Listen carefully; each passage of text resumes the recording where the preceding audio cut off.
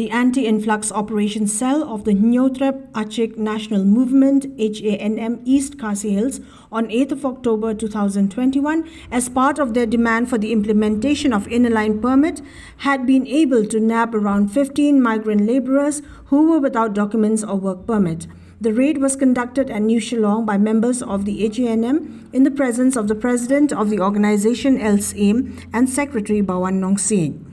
The president of the organization, Syiem, had sent out a strong message to all migrant laborers to refrain from entering the state without proper and valid work documents in their possession. He added that contractors who employ people from outside the state should arrange and make sure that labor license and other documents of laborers are in place. Khasi Hills,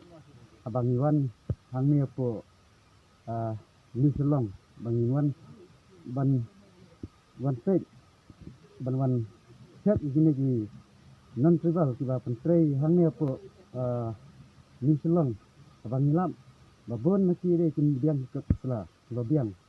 ke nakalang jungi keseng kini dibre bomdan ke sela na tha no eki ban thai no sela jong nang sinsawan larak sinsawan hadin ada pitu pendiang ke sela ke bakoi ru masno ban ong ba kino kontraktor tiba pentrei kino ki building lade hangno hane po jalan clear ke jumi ide ban pendiang yeti labor license siapa kinwan ban menteri ni kinan tribal